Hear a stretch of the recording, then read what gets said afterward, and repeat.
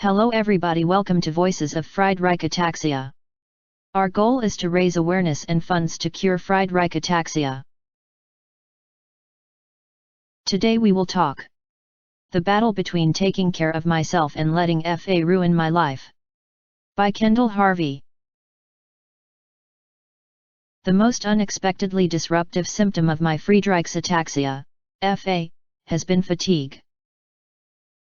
When I was diagnosed with FA in 2013, my initial research focused on the big symptoms, such as loss of balance and coordination, heart failure, loss of speech, and severe scoliosis. I read the word fatigue over and over, but I didn't pause to give it much thought. In my mind, how did being tired compare to being dependent on a mobility aid? How naive of me!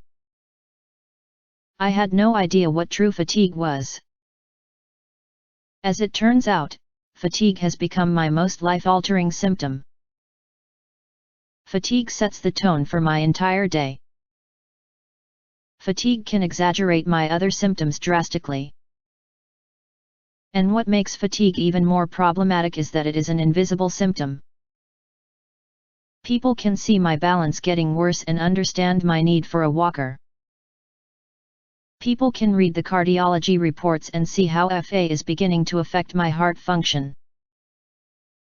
Yet, people can't see how my fatigue has gotten so extreme that it makes me ache down to the bone and depresses me more than any other symptom. And they can't understand how a single nap doesn't allow me to overcome the symptoms' hold on me. Thanks to fatigue, I am locked in a constant battle between taking care of myself and letting FA ruin my life. I know that I need to make adjustments for FA symptoms, but I also want to just live my life. I know that I need to give my body the rest it needs, but I also need to exercise so that my muscles can retain strength and keep making connections with my nervous system. I know that most restaurants and friends' houses can be accessible with help, but is it worth the extra energy I will need to tap into? I know that most days I can muscle through and find joy and purpose in my loved ones, but what toll will days, weeks, and months of pushing the limits take on me? I am stubborn enough that I don't want to let FA sideline me and call all the shots in my life, but I have enough self-awareness to realize that sometimes that is exactly what needs to happen. When my fatigue gets so out of hand that my back aches, I stumble more, I am grumpy and short with my kids, I quit exercising because I can't muster the energy, I snack on sweets all day desperate for the sugar high to get me through the next hour, and I wake up more tired than I was before I went to bed. I am forced to acknowledge that I can no longer muscle through my fatigue. I have to aid my fatigue, just like I do my mobility. I have to rearrange my life, even if only for 1 or 2 days, to let my fatigue call the shots. I have to prioritize my energy. I sleep for as much of the day as I can. I stretch, and I detox from my sugar overload. I binge watch a show or movie series and seek counsel from my peers, mentors, and loved ones.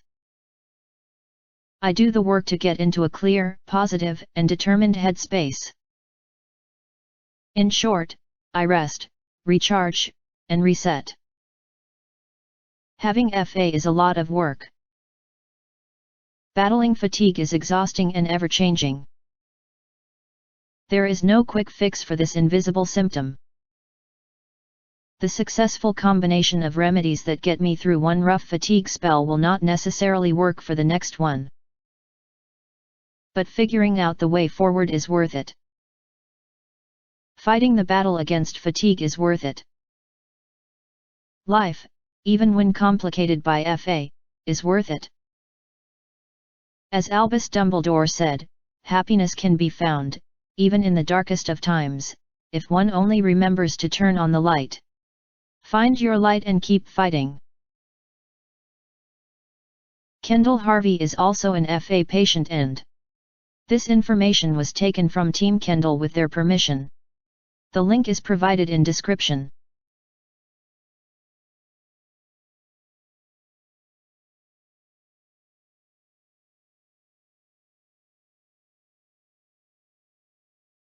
Hello everybody, welcome to Voices of Friedreich Ataxia. Our goal is to raise awareness and funds to cure Friedreich Ataxia. Today we will talk Tomorrow with F.A. by Kendall Harvey. My family and I are loading up to drive to Dallas for Ride Ataxia with my F.A. family on. Preparing for this weekend got me thinking about my tomorrow, both in the literal and figurative sense. Life with Friedreich's ataxia, a progressively degenerative disease that renders me more disabled day by day, makes my tomorrows pretty unpredictable. That is why I cling to the truth that although I don't know what my tomorrow holds, I know who holds my tomorrow. My good, gracious, kind, and loving God. I can trust that the hard and bad things that tomorrow may hold can't compare to the good things God has in store for me. That is why I participate in Ride Ataxia. So that I know that I am doing everything in my power to make my tomorrow holds a cure for Friedreich's ataxia. Kendall Harvey is also an FA patient and this information was taken from Team Kendall with their permission. The link is provided in description.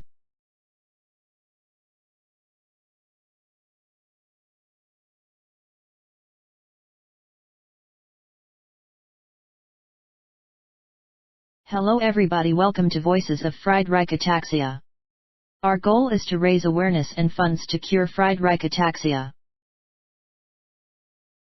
Today we will talk On Good Days, I Fear the Sleeping FA Giant by Kendall Harvey.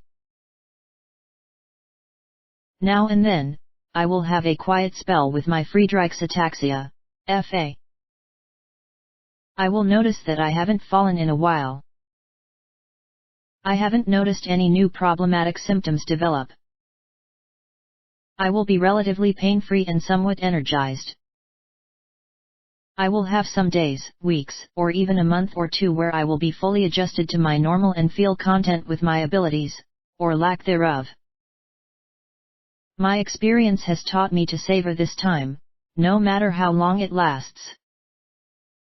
I do my best to embrace the good days and make the best of things whenever and however I can. Unfortunately, I have also developed a nagging fear during those times. History has taught me that when things seem too good to be true, they usually are, at least where FA is concerned.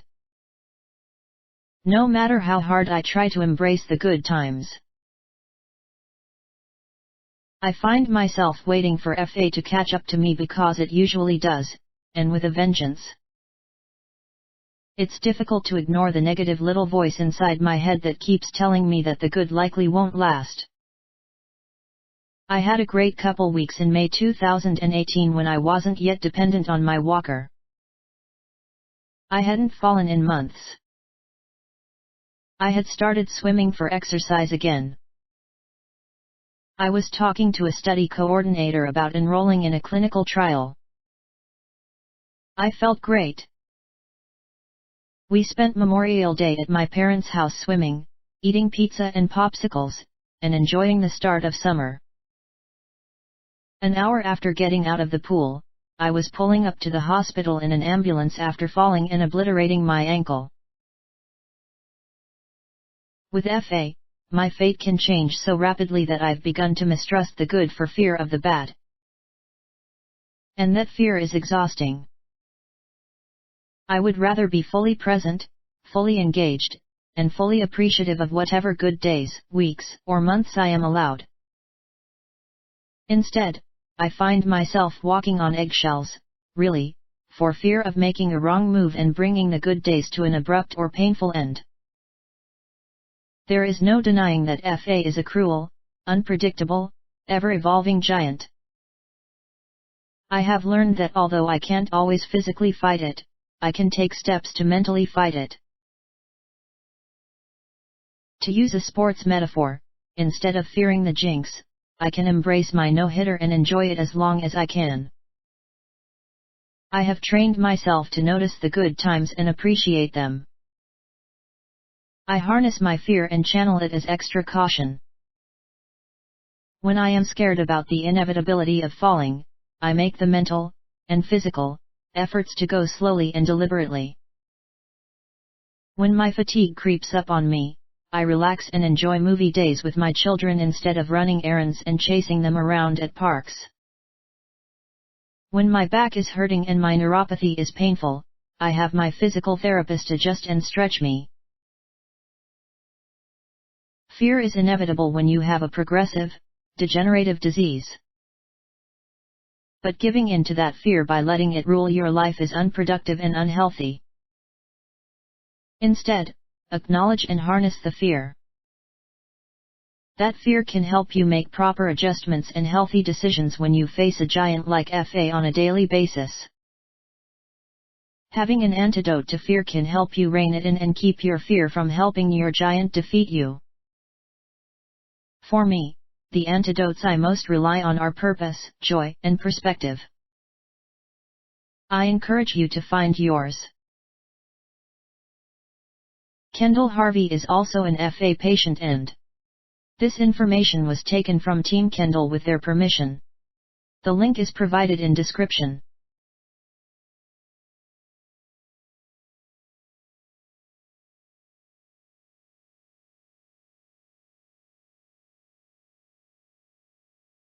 Hello everybody, welcome to Voices of Friedreich Ataxia. Our goal is to raise awareness and funds to cure Friedreich Ataxia.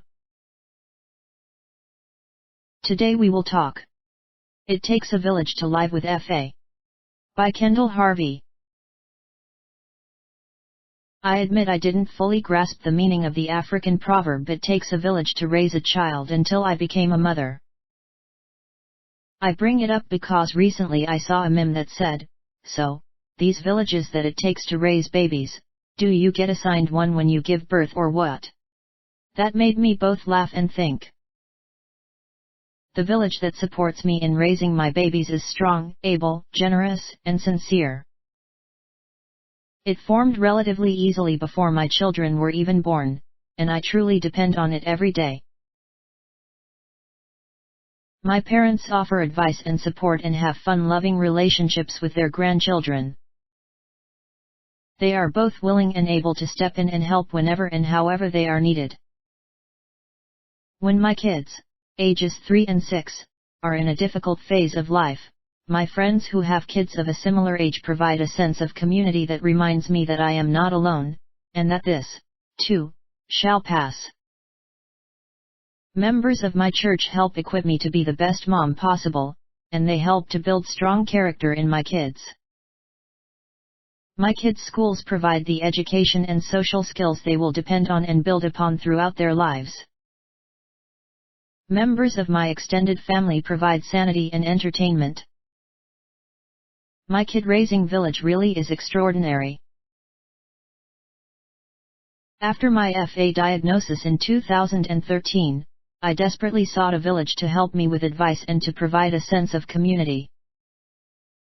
I wanted to learn everything I could about my disease. I wanted to know what to expect and understand why these things were happening to me. I wanted to talk to others battling this disease about the best way to fight it, and how to cope. I wanted a team of doctors to guide me through my symptom progression and to manage my expectations. That is the village I wish I'd been assigned on day one. Yet, it took a while to build. I had to try repeatedly to find the right fit. As my symptoms progress, so do my village needs. I depend on different aspects of my FA village, whatever season of life my disease puts me in. One vital pillar is my mobility aids.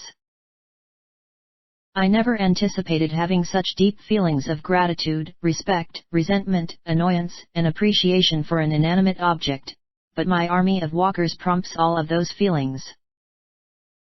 I cling to my mobility aids from the moment I wake up in the morning until I go to bed at night.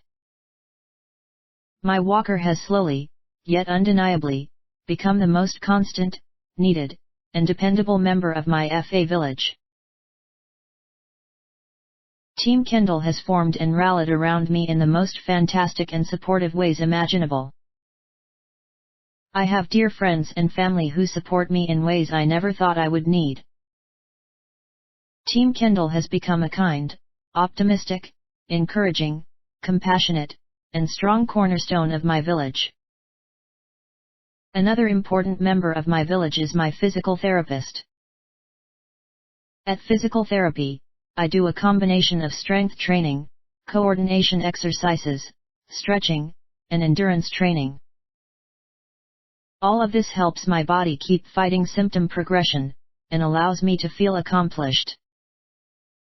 Even if a session has only a mild physical impact, at least it has important mental and emotional benefits. The FA community also has become a dependable member of my village. It is so helpful to talk to, commiserate with, and find encouragement from people fighting the same relentless battle as I am. And together with the people in their respective villages, who are just as desperate as I am for a cure, we are making a difference. Our villages work together to promote awareness and to raise funds in support of life-saving research all over the world. As my roles of mom and FA patient have grown bigger, the various villages have started to blend and intertwine. My parents and friends form a majority of Team Kendall. My physical therapist has become one of my best friends. My community knows me by my walker and seeks out opportunities to help me. The friends I made at a Bible study group for moms have become my strongest support network for the emotional woes caused by FA. I am dependent on my various villages. I am thankful for them and in awe of how they work together. Yes, they are time-consuming, but surrounding yourself with the right support system is vital, no matter what roles you have.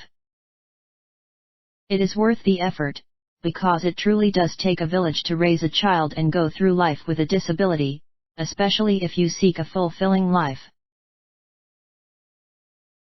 Kendall Harvey is also an FA patient and this information was taken from Team Kendall with their permission. The link is provided in description.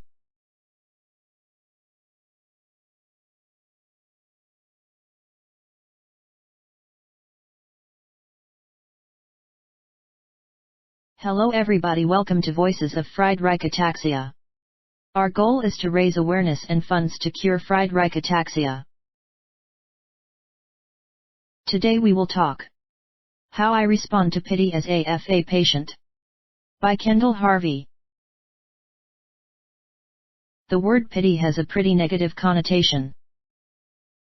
I don't know many people who seek pity or want to be pitiable.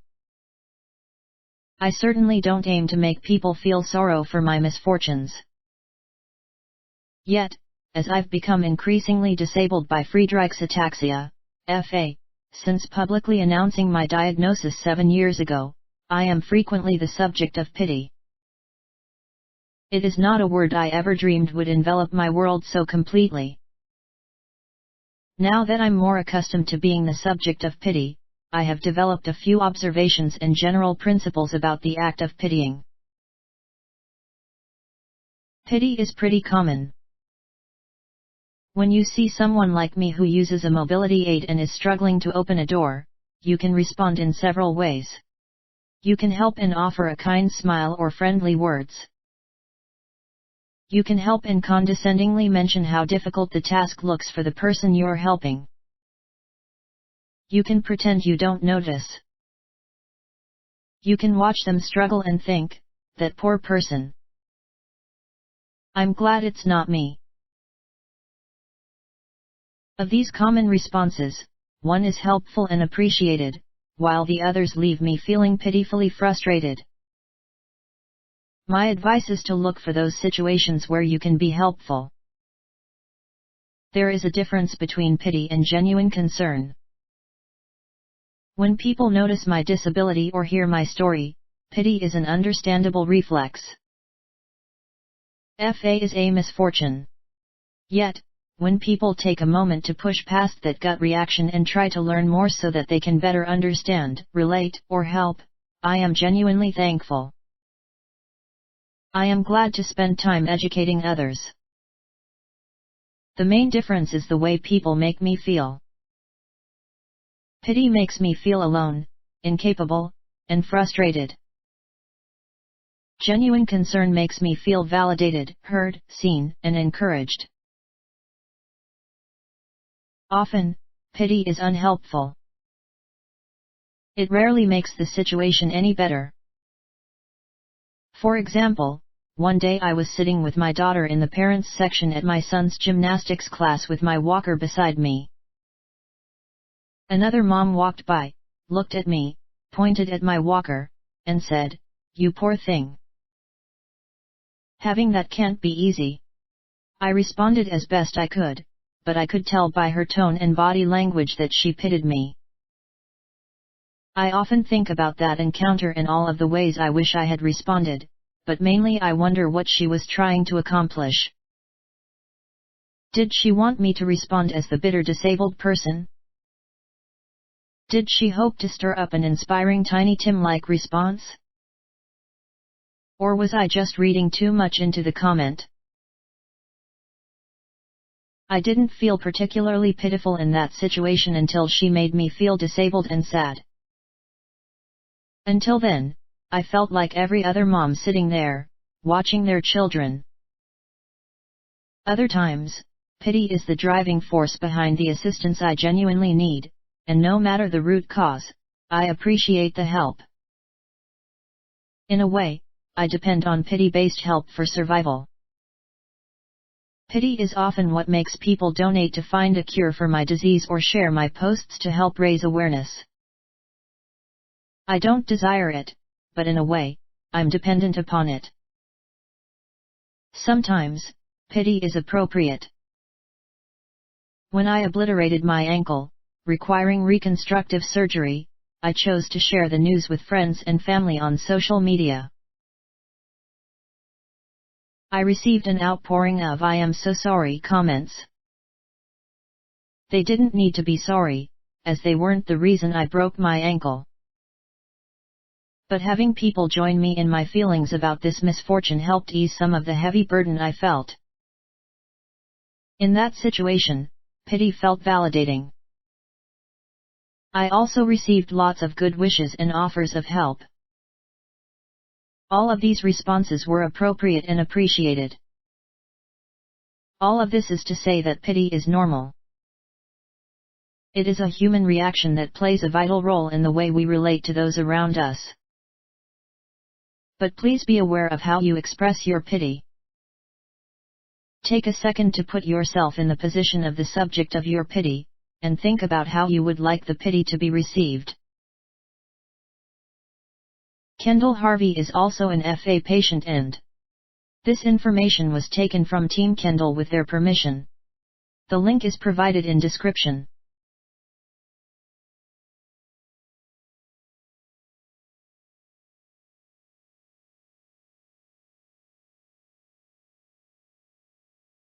Hello everybody, welcome to Voices of Friedreich Ataxia. Our goal is to raise awareness and funds to cure Friedreich Ataxia. Today we will talk How I Protect My Blind Side from FA by Kendall Harvey. My healthy, rambunctious, and handsome 6-year-old son, Brooks, started his second flag football season this month. He scored 2 touchdowns this weekend, and I was beyond proud of him. He is such a hard worker who continually amazes me.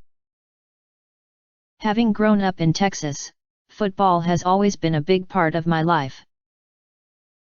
I have respect for the sport and love cheering for my teams. Although I have strong objections to Brooks playing tackle football for fear of injury, I have really enjoyed watching him learn and grow in a team sport. I couldn't help but chuckle when the boys were shocked at having their flags pulled by someone they didn't even see coming. I was talking to someone on the sidelines about how the kids don't grasp the concept of their blind side, which is understandable, considering they are mostly preschoolers or kindergartners. Yet, This got me thinking about all of the times I've felt blindsided in my life. The time that I felt most blindsided was in 2013. I was in a medical exam room, and my neurologist told me, "I'm sorry to say, but you have Friedreich's ataxia, FA." I had never even heard of FA, let alone prepared to wage a lifelong battle against this progressively degenerative disease. I was blindsided, knocked down and breathless. It was especially confusing because I hadn't even seen it coming. So, what do you do after you are taken down from your blindside? You get back up and make a plan to protect your blindside better next time. Now that I had my FA diagnosis and my body had already started deteriorating due to my FA symptom progression, I had to prepare to fight against my opponent. It's like the football game that won't end. I don't have a season, and there is no second strongest player to fill in for me. There are no halftimes or timeouts. FA is a relentless opponent that only grows stronger and more challenging. But I fight every single minute of every single day not to let FA knock me out. I use a walker to protect me from falls. I eat healthily to fuel my body to keep going. I exercise to stay strong. I go to physical therapy to improve whatever I can. I rest whenever possible and go to bed early to help fight fatigue with sleep. All of that helps me physically fight FA. As the years have passed and my symptoms have progressed, FA has become as much of a mental and emotional opponent as it is a physical one. So, I fight to protect my blindside there, too. I seek advice from veteran FA patients. I share openly with my loved ones. I follow guidance from mentors and professionals. I allow myself to feel whatever I feel, and then I fight to get back into a healthy headspace to move forward with life. Protecting my blindside from FA is a time-consuming task, but it's worth the effort. And the greatest team has assembled to help me, and the rest of the FA community, fight. Team Kendall has raised funds and awareness, all in the name of helping advance the medical fields to aid us with treatments and a cure. They are my biggest cheerleaders, supporters, and encouragers. I might be the one personally fighting FA, but I am not fighting alone. As Ron Bartak, the president, co-founder, and director of the Friedreich's Ataxia Research Alliance said, "Acting alone, there is very little any of us can accomplish. Acting together, there is very little we will not accomplish." Kendall Harvey is also an FA patient and this information was taken from Team Kendall with their permission. The link is provided in description.